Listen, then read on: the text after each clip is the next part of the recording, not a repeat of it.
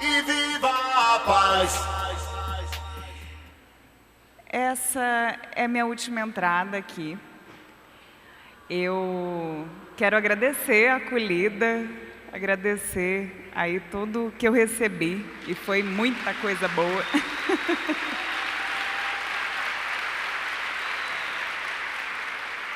Naquele exercício ontem com o Antônio aqui na frente, recebendo amor e tal, eu fiquei ali, vou ficar pegando um pouquinho aqui, ó, na rebarba ali atrás. E eu gostaria de contar uma última historinha antes de chamar a nossa palestrante final. Há algum tempo, há uns meses, eu tive uma intoxicação alimentar e fui para o pronto-socorro. Estava sozinha em casa, comecei de madrugada a passar muito mal, aquele mal-estar e tal. Fui para o pronto-socorro e aí eu fiquei... Tem uma coisa mágica da intoxicação alimentar. Você está morrendo, aí você vai para o hospital e começa a tomar o soro e passa na hora, né? Impressionante aquilo. Eu já estava super bem já. Só que o soro demora uma eternidade. Eu comecei a ficar ansiosa já, né? O soro não terminava ali.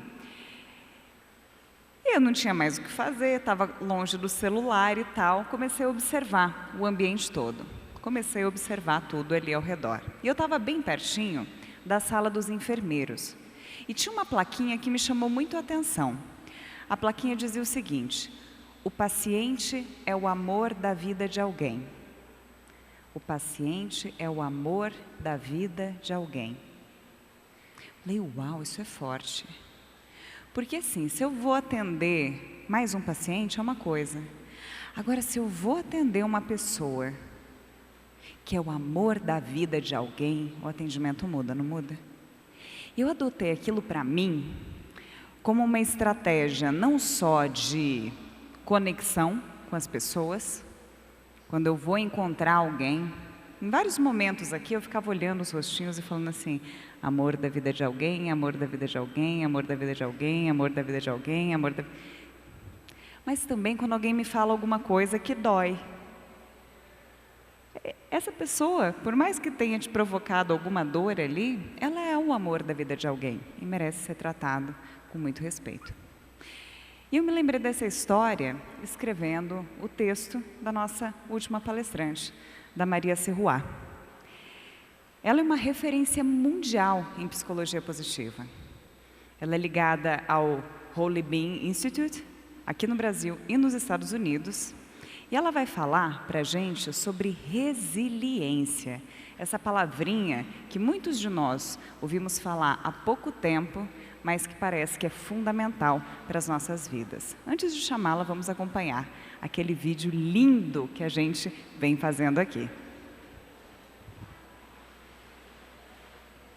Resiliência. Na psicologia, é a capacidade do indivíduo lidar com problemas, adaptar-se a mudanças e superar adversidades. Psicologia positiva, a maior fonte da hoje chamada ciência da felicidade. Estuda os atributos da felicidade e do bem-estar e responde a partir do viés científico o que faz com que a vida seja significativa e valha a pena ser vivida. É conhecida como o estudo científico do florescimento humano e busca uma abordagem aplicada ao funcionamento ideal, que permite que indivíduos, comunidades e organizações prosperem. Para falar sobre este tema, no 4º Congresso Internacional de Felicidade, contamos com a presença de uma das maiores especialistas mundiais em resiliência e autenticidade. Seja bem-vinda, Maria Sirois. Uma salva de palmas para Maria Sirois. Welcome. Hello, everybody. I flew all night and all day to come be with you, and I'm so happy I'm here. Do me a favor. Let's make one more connection. Turn to someone on your left who you don't know, turn behind you and say aloha.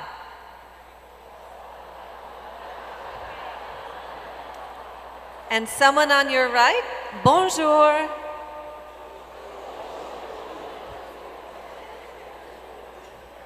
These little micro moments of positivity are absolutely foundational for establishing resilience. And that's what our conversation this afternoon is about. Henry David Thoreau, the American poet and philosopher, said this: "Fools stand on islands of opportunity, looking for another land. There is no other land. There is no other life." And sometimes that is just a hard reality to hold on to, because for some of us, at any one moment, the lives we are living are a little difficult, a little stressful.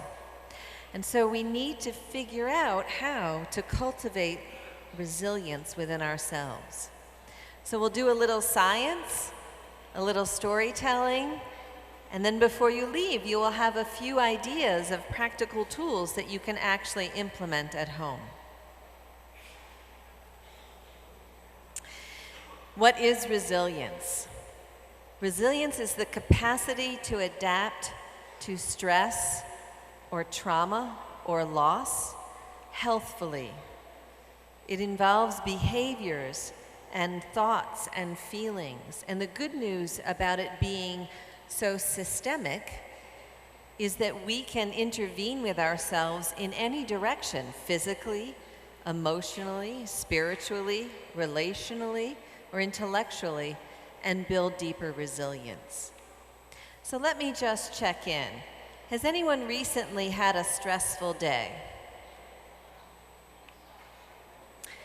Has anybody found themselves worried about the state of their country in the last 4 or 5 months? Yes. Has anybody ever worked with someone who was the Prince of Darkness? The translation comes through. Yes, sometimes we are worried about the things that we don't have much control over, like our country. Sometimes we have to deal with daily stress, like working for someone who is not kind to us. And sometimes our stressors are internal. And the good news is that resilience is possible under any situation, as just evidenced by the young woman who spoke before me. This is the metaphor I would love for you to think of when thinking of resilience. The old metaphor about being resilient was that you were either like a tree that could tolerate the storm, or you were a broken tree. You couldn't handle the stress of the wind. That was the old metaphor taught to us in psychology in the 80s and 90s. And as the science of positive psychology has emerged, we've come to understand that resilience is actually much more well represented by this. This is a bowl that has been broken and now lined in the fractured places with golden lacquer. This is an art form from Japan from the 15th century called kintsugi. And the art form was so popular, it became a philosophy. And the philosophy is that even as we are broken or fractured or imperfect or a little bit nutty, our intention, our purpose, our wholeness remains intact at the same time. So resilience today is actually about the capacity to hold more than one thing at the same time. We can be frightened and courageous. We can be sad and hopeful. We can be under extraordinary stress and still have moments of positivity. So I go through the principles today and some of the tools. I'd like to just hold in mind that all of these positive psychology strategies and tools are that golden lacquer. Why is positivity so important for resilience? Because positivity, positive thoughts, positive feelings, positive experiences catalyze growth within us. They empower and strengthen us. we become larger after we have experienced states of positivity. And positive emotions also undo negative effects. When we have constant stress, for example, it has an impact on our heart, on our vagus nerve, on our neurochemistry, on our hormone levels. Our vitality, our energy is compromised. And positive experiences undoes the negative effects of our stressors. And it also catalyzes what we call a bounce back. And bounce back refers to returning to the same level of functioning you had before the difficult thing happened. Whereas bounce forward refers to growing, becoming larger in the presence of the stressor. And positivity accelerates both. Barbara Fredrickson is one of our chief researchers at the University of North Carolina, an international thought leader. Unlike negative emotions, which narrow our ideas and our functioning, positive emotions broaden and build. In other words, we have greater capacity, we can take in more information and make more interesting connections between pieces of information. We're more innovative and creative when we are in states of positivity. And we are more open to the world. Just think of it this way. If you go to work tomorrow, Monday morning, and you're not in a very good mood, do you care about meeting new people? Are you excited when your boss gives you new assignments? No. If we are already in a bad mood, what we want to do is stay in our bad mood, and we tend to isolate. Our negative emotions and negative thoughts create this narrowing of our functioning. But in states of positivity, the opposite is true. We're open to others. We're open to new ideas. We see more that's available out there. We're more playful and more willing to experiment with life. I was on a train once in New York City, and with a colleague, we were headed to work. And the train stops abruptly, and we had no idea why it stopped. And for 17 minutes, we were absolutely stuck in a dark subway car with no information. And then at the 17-minute mark, for some reason, the train started to move again, and we got to our next stop. And because we had sort of been through a little thing together, everybody in the train car was a little nicer to each other getting off the train. So we waited for each other, we helped each other. And as my colleague and I were starting to get off the train, a little boy, about 7 or 8 years old, started to cross over the threshold, and then he stopped, and he turned around, and he looked me right in the eyes and said, "You know, sometimes it takes a while to find the joy." And then left. And the 5 of us still in the train were like, did that really happen? Did he really say that? Do we know him? Was that an angel? What was that, right? Sometimes it takes a while to find the joy. And here's the thing. If I had been in a state of actual anger and frustration and fear, if that little boy had said that thing, I might have completely dismissed him and not have been moved by him at all. In fact, I would have been irritated. What are you talking about, joy? I'm now 20 minutes late for my appointment. Get out of the way. We're trying to, I wouldn't have been able to see the wonder right in front of me. In states of positivity, we can take in the good. And this enables us to handle some of life's worst moments. I want to show you this slide. I know it's not very clear. This is a slide put up by George Bonanno, who is the head of the Trauma and Loss Unit at Columbia University. And he and his research team have hundreds of thousands of data points from people around the world who've experienced things like cancer, loss of a job, mass shootings, spinal cord injury, hurricanes, grief, witnessing an accident. And those numbers at the very far column represent the average level of resilience that most human beings have. And you see that most of the time, we are resilient even in the presence of ordinary stress. Most of us do pretty well. And yet, positive psychology has helped us understand that when we integrate positivity into the equation, we actually do much better. It turns out that our brains are literally hardwired to perform at their best in states of positivity. So what do we mean by states of positivity? Experiences of delight, like the dancers who were in here earlier, getting everybody up on their feet dancing. Positivity is also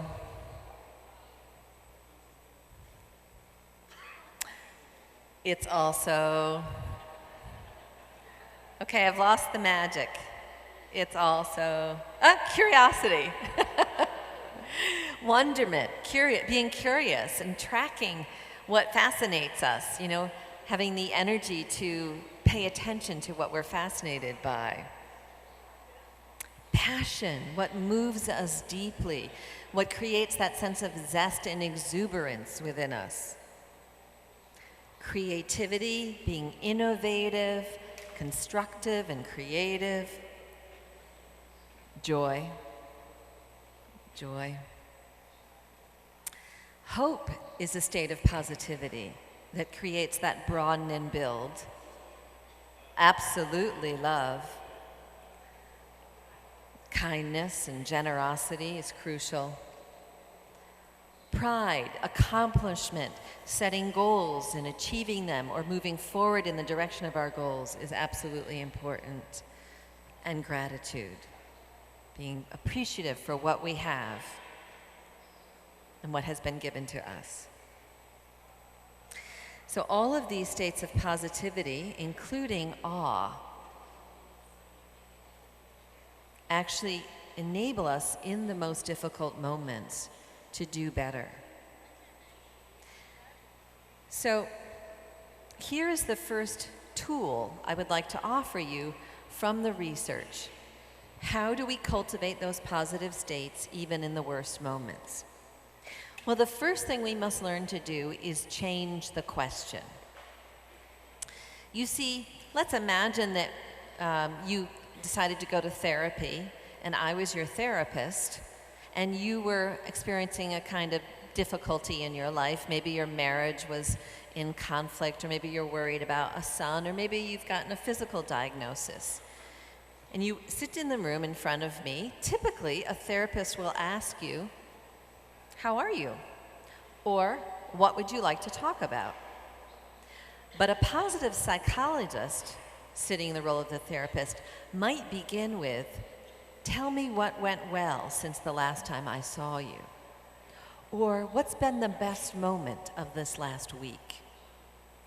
You see, questions are doorways. They change the universe in which we inhabit, in which we find ourselves. If you ask your child who's come home from school, "How did school go?" You'll get, "Fine, don't bother me." But if you ask your child who comes home from school, "What's the best thing that happened to you today?" you'll get an entirely different conversation. So one of the first things we learn to do, even under stress, is change the question. What can I savor in my life anyway, even as I am frightened? What is going to give me an experience of vitality and uplift and energy, even as I am angry about what's happening to my country? What did I do well in a similar situation like this in the past, and how can I do that again? What benefit is emerging, even though this is very difficult? So changing the question is one of the first things that we inspire others to do in the presence of stress. You see, what happens is a difficult thing will happen to us, and it sends us into a descent. And in the descent, things fall apart.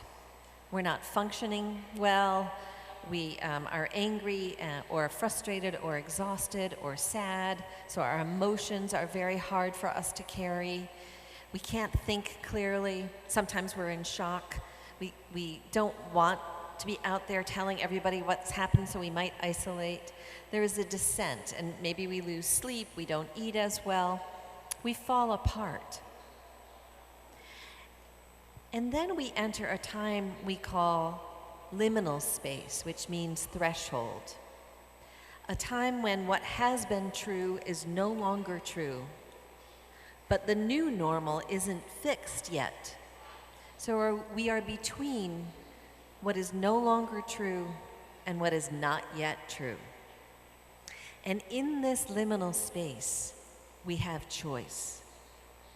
And the most resilient of us choose in that space to change the question, to focus their mind on questions that actually activate the good.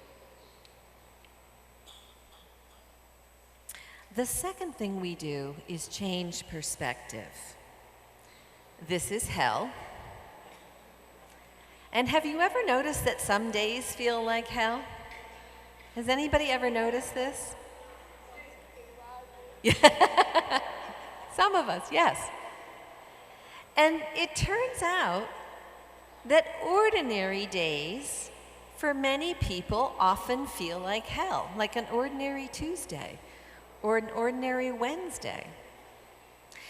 And some of the things that make a day feel like hell are the trains or the buses don't run on time, there's too much email to take care of, we have too many responsibilities at work, our kids annoy us, we didn't get the job we wanted, we don't feel well, our neck hurts, our back hurts. These are ordinary stressors in an ordinary day. Let's just say that's an ordinary Tuesday. And yet, we also can experience that same Tuesday as if it were heaven. Because you see, on the same ordinary Tuesday, people will be kind to you. Someone will hold a door for you. Someone will smile at you. You'll have food to have for breakfast. Someone will have made that food for you or produced that food for you. You'll have clothes to wear. There are things, in other words, to be grateful for on ordinary Tuesdays. And what we come to understand is the most resilient of us understand that any one day can be perceived as hell and any one day can be perceived as heaven. So do me a favor, if you wouldn't mind. Turn to someone next to you and share one thing about the day today that's been stressful. Just one thing. Just pair up with someone. One thing today that's been stressful.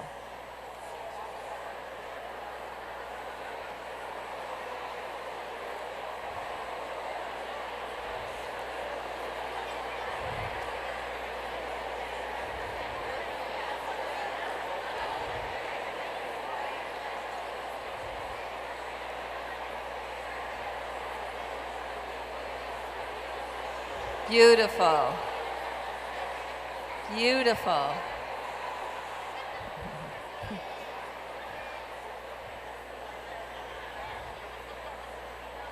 Now,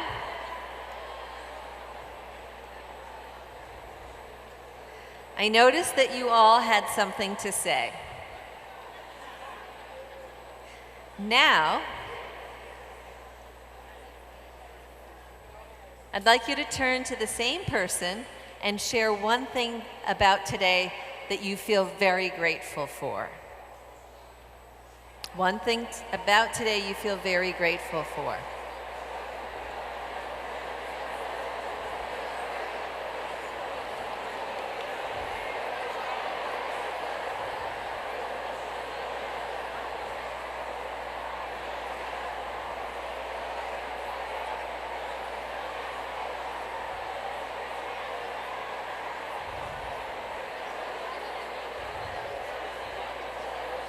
And beautiful.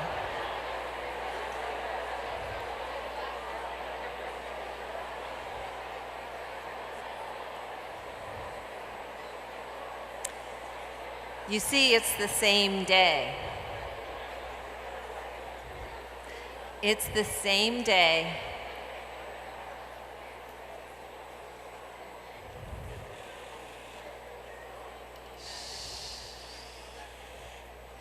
It's the same day. It's the same life. And we can choose to go through life looking at every day through the lens of what's wrong with the day, or what's wrong with everyone around us, or what's wrong with ourselves. That's hell. Or we can choose to be in the same day, looking for positivity, looking for the good within us and around us.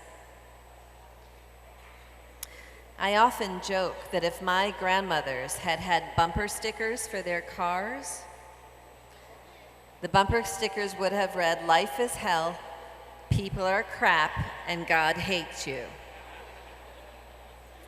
Those are the people I was raised by.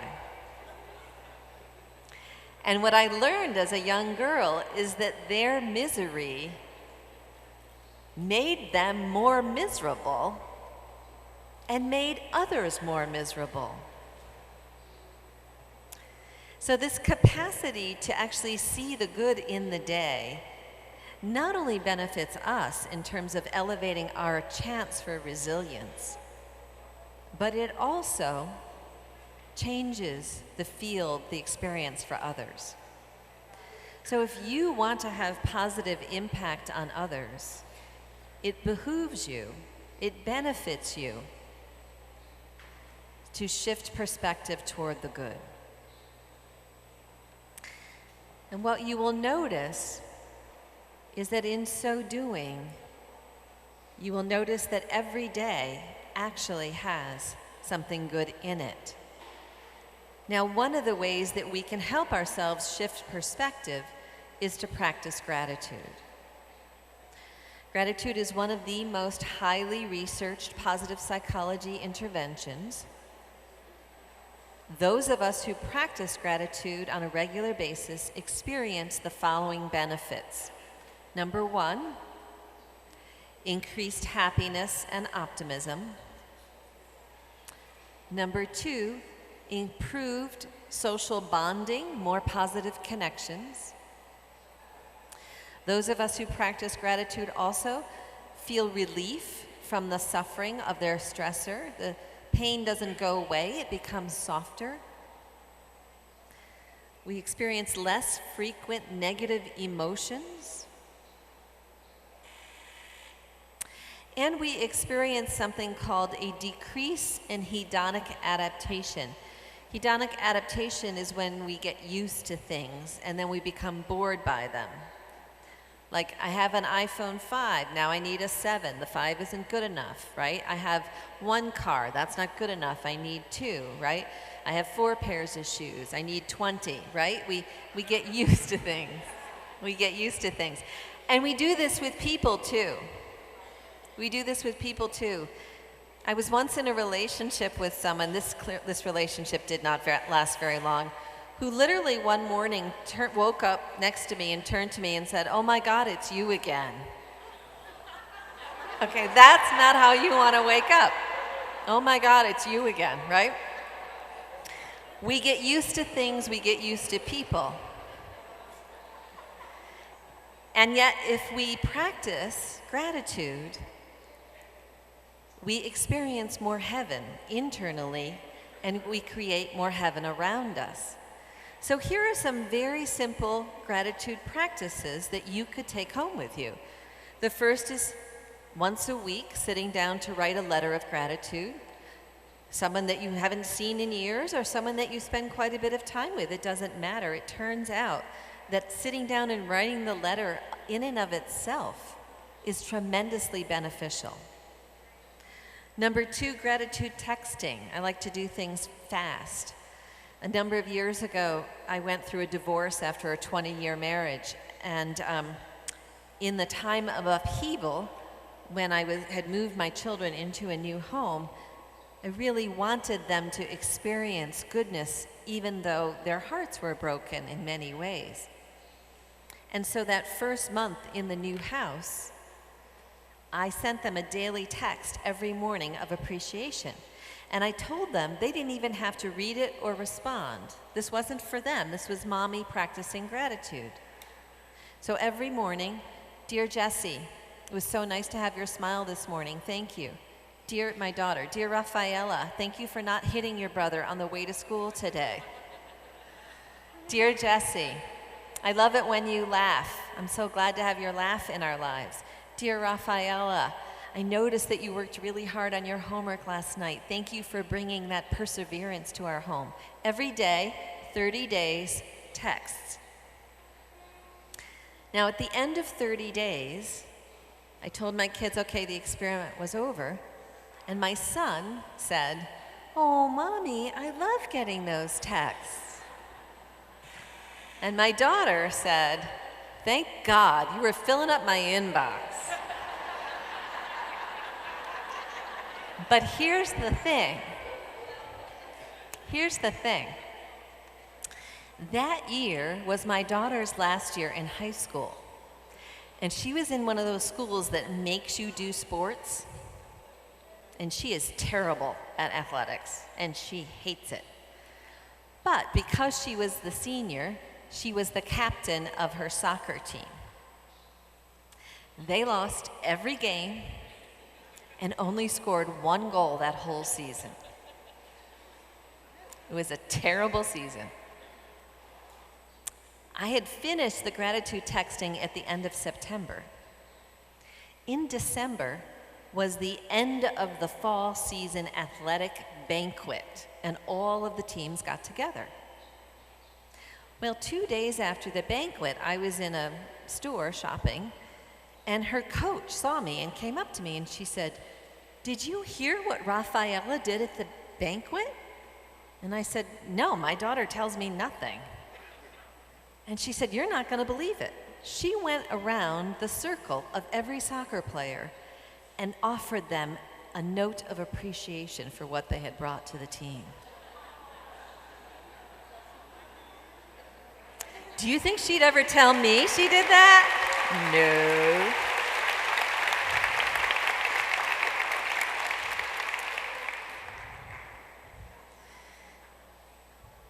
You see, how we behave in the world changes the other person's experience of heaven or hell as well.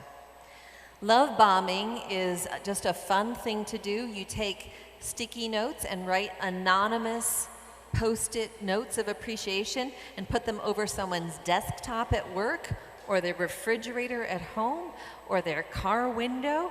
You just bomb them with appreciation. This is a very fun thing for a family to do together. Putting a note of gratitude in a jar each night before you go to sleep. Celebrating small wins. There's tremendous research in positive organizational development. So in companies who are looking to activate higher engagement at work and higher optimism, is to begin more regularly celebrating the small successes of the teams. And this is particularly impactful when you're working on a project that is very difficult over a long amount of time. And the last practice I want to suggest to you is the best moment of the day. Now, best moment of the day is when you get ready to go to sleep at night, and just before you close your eyes, you ask yourself, what was the best moment of the day today? You recall it, and then savor it. You don't even have to write it down. You just savor it, and then go to sleep. So do me a favor, turn to somebody different now and share what's been the best moment of the day for you so far today. Can we have the lights up for a second? Just turn to someone next to you. What's been the best moment of the day so far?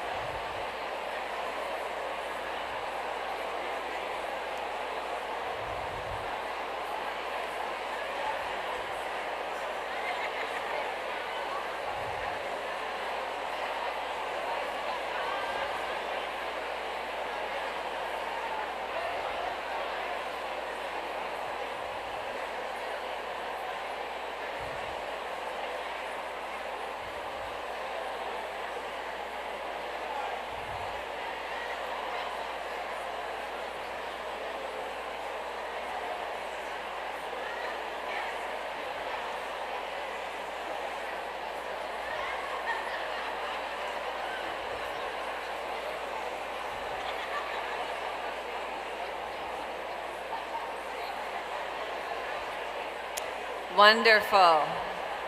Wonderful.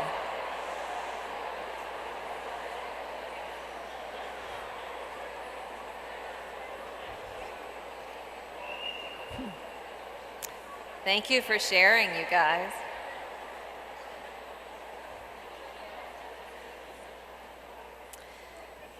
Now, if we were in a little private setting and I was able to hear from each of you what your best moment of the day had been, some of you would have named quite simple things, such as I had a great cup of coffee or a wonderful chocolate at lunch, or I got to sit outside during the long break. And some of you would have named best moments that are a little bit more intense. I got to spend the day with a friend, or I got some lovely hugs from someone, or I remembered something about myself that's inspiring me. And some of you will have had profound best moments.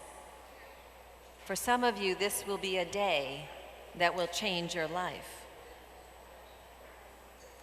And if for 30 nights in a row, you were to ask yourself this simple question, what was the best moment of the day today, and savor it, you would discover the following: that every single day, no matter how dark the day, has a best moment. Every single day, no matter how dark the day, has a best moment. The day my brother died in 2011, at the age of 48, after 10 weeks of cancer, that day had a best moment. When the hospice nurse slipped her hand off of his wrist because there was no longer a pulse and called us in to say goodbye, the pain was too great for me, and I went outside and stood at the bottom of his staircase where the stairs meet the driveway. And I stood there for maybe 15 or 20 minutes. I could hear my parents sobbing and his wife sobbing inside. And what must have happened is that my nephew, who went to the school just on the other side of the houses across the street, must have texted one of his friends. Because suddenly, I began to hear a sound coming from up behind the houses on the other side of the street. And the sound was maybe 20 students, ages 15 and 16, who simply, in the middle of a Monday morning school day, left their books, left their backpacks, and walked to my nephew's house, wearing t-shirts and jeans and flip-flops. Great love entered my brother's home that day, and on the worst moment of my life was one of the most beautiful moments of my life. Because within a half an hour, there were about 60 kids come to love up my nieces and nephews. So if you were to practice this simple tool every night for 30 nights, you would discover that every day has a best moment. You would also, because you are asking yourself that question, you would be in the day looking for best moments. And guess what happens when we're in a day looking for best moments? We actually see them. And we see more of them than we ever thought possible. The third thing that would happen over 30 days is that our neurochemistry will begin to change, because the neurons that fire together in states of positivity will become stronger. Gratitude is a profound state of positivity, and we will begin to wire together neurons that are elevating things like optimism and hope and contentment, because that's what gets triggered in states of appreciation. So profound benefits in these simple practices. bringing heaven into our ordinary lives. The fourth practice I want to introduce to you tonight has to do with our character strengths. Each of us, every human being, has character strengths. We are a treasure chest of wonder within us. And I know that during the last moment of difficulty in your life, that every single person in this room activated a character strength. You activated tenacity, or judgment, or creativity, or compassion, or kindness, or wonder.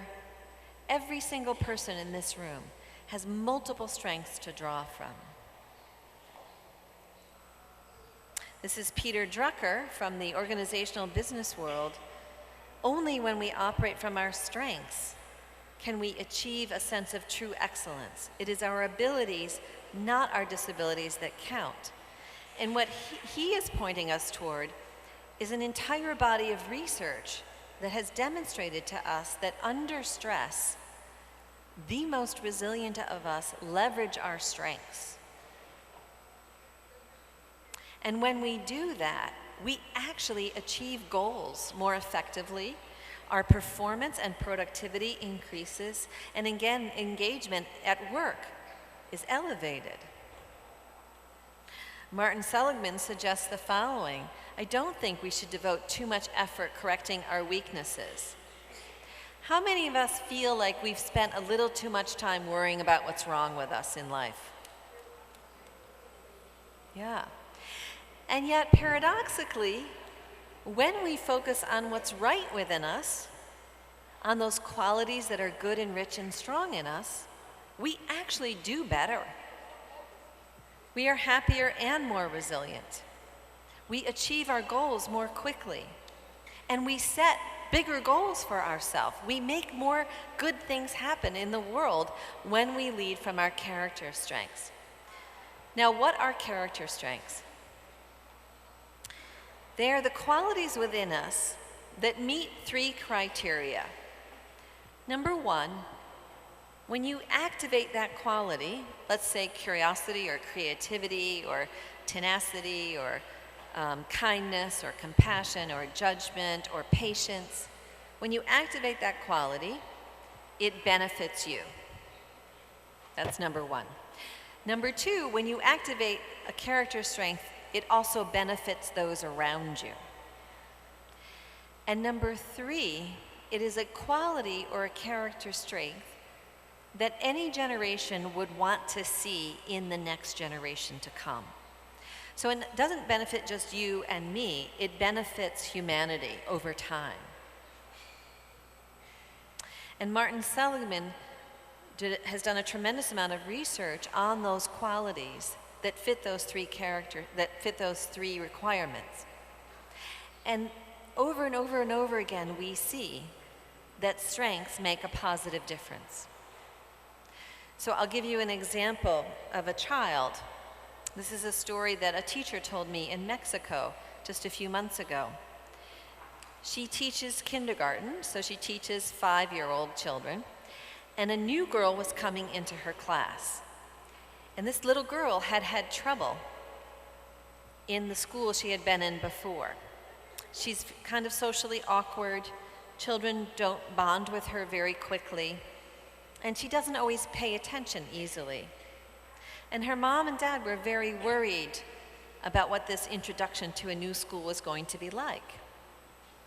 And the teacher, Rosie, said, I don't want you to worry so much because the first few days, all we do with the children is focus on their strengths. We don't worry so much about their numbers or letters. We just focus on their strengths.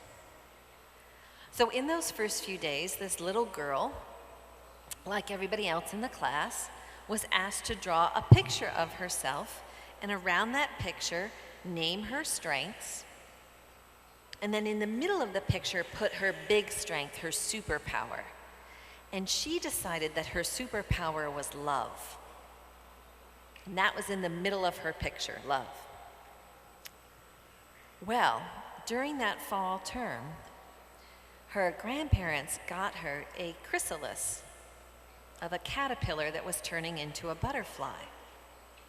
And this little girl talked about that butterfly chrysalis every single day. And then one day the magical thing happened, and the caterpillar emerged as a butterfly. And she asked the teacher, could I bring my butterfly to school? And the teacher said, yes, absolutely. And so that next day, she brought her precious butterfly to the class and explained about how she had taken care of the butterfly and what the butterfly looked like when it was coming out of the chrysalis. And they had a wonderful morning together celebrating the butterfly. And then it was time for lunch. And the children went to get their lunches and then sit around the circle. And during lunch, a little boy in the class got a little too curious, and he went over to the butterfly box to lift it up to see what would happen.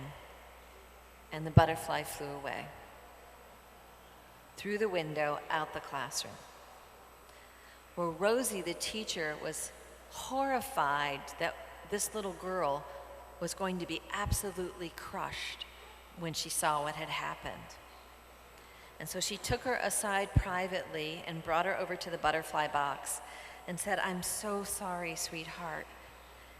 You know, David took the top off and the butterfly has flown away. I am so, so sorry. And the little girl just looked at her and said, but Miss Rosie, it's okay. And Rosie said, well, what do you mean it's okay? And she said, oh, Miss Rosie, I used my strength of love to love her, and I loved her well enough that she grew, and now I can love her as she's free.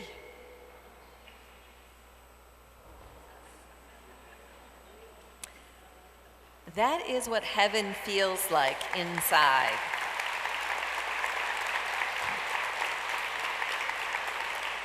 That is what heaven feels like inside. When you can be in the presence of loss, when you can be in the presence of pain, of stress, of conflict, and still know yourself, still know the good within you and bring it forward. Excuse me.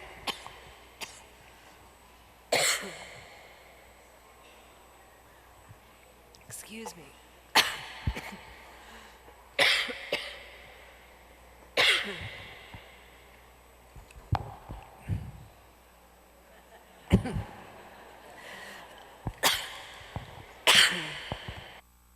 Under stress, when I am coughing, I must be patient. I must let it pass. This is Kelvin using his magical strength of creativity in the rainstorm. You see, the mistake that we sometimes make is that under stress, we try to be somebody else. We think other people have a better idea about who to be in the worst moments. And yet, the research shows the exact opposite. We know best when we lead from our character strengths. So I've presented to you 4 quick, we call these fast skills, that you could easily apply under any stressor. Shifting the question, asking a better question, shifting perspective, practicing gratitude, and activating our character strengths. Now, I want to be careful to name a truth out loud with you, which is that resilience is not something that is built quickly. It requires time to integrate these practices, to land them within ourselves so firmly that we know that they are available to us. So anyone who is going through a difficult time right now, please don't put pressure on yourself to suddenly be happy or more positive or more grateful, but rather, instead, to know that you've got tools and perspectives that are available to you at any time that will help you feel as if you are creating more heaven in the presence of hell. In the program that I participate here with a colleague in Brazil, it's the Certificate in Positive Psychology, we teach positive psychology over the course of 8 or 9 months, because one of the things that we know to be true is that you attend a conference like this and you're inspired and you're elevated and you've had a ball and maybe a little exhausted too. And sometimes what happens is that you go home and then a week later it's like the thing that didn't happen, right? So we know that it takes time to cultivate the habits of positivity. We know that as human beings, we deserve to give ourselves permission to take the time to cultivate what is good and rich within us. So one more interaction I'm going to ask you to have tonight. Just turn to someone now and share what has been the most important learning of the day for you. Where's the gold been for you today in this beautiful Congress? Just share one more reflection of where the gold is for you.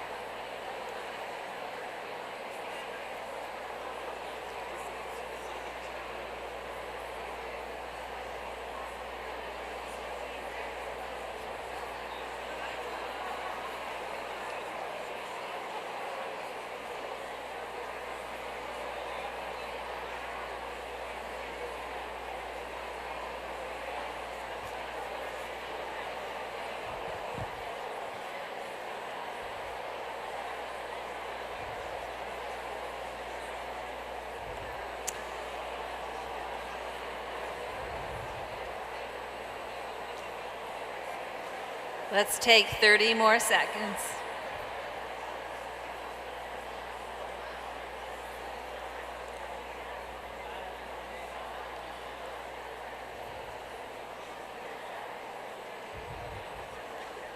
Thank you.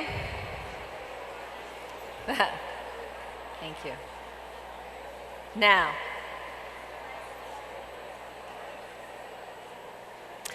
years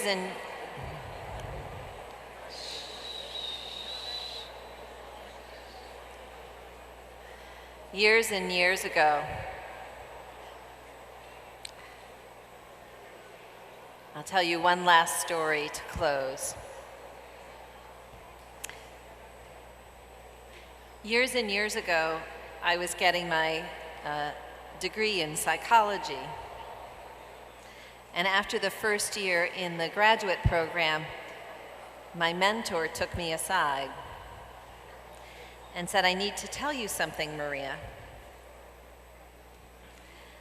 And he said, "You don't have to lead from pain all the time." You see, I was that person. I was the person who was ready to complain. I was the person who would wake up miserable and stay miserable all day long. If you complimented me, I would reject the compliment. If you asked me about something good that was going to happen, I would give you 4 reasons why it wasn't going to happen well. Because I was the girl who was raised by people who believed that life was hell and God hates us, right? I was raised by those people. And yet, because my mentor that day had the courage to name that out loud, he also had the courage to show me another way.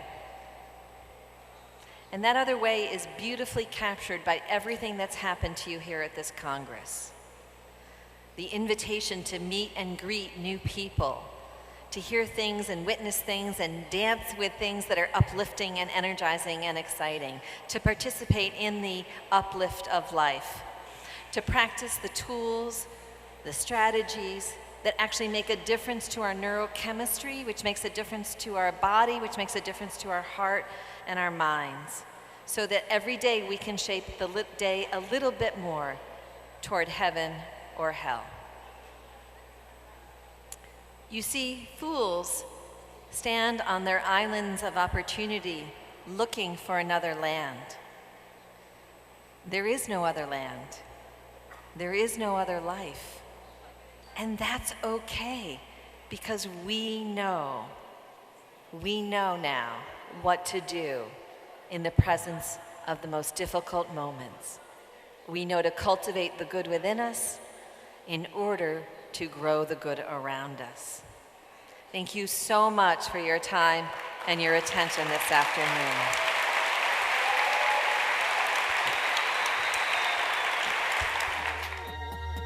Ah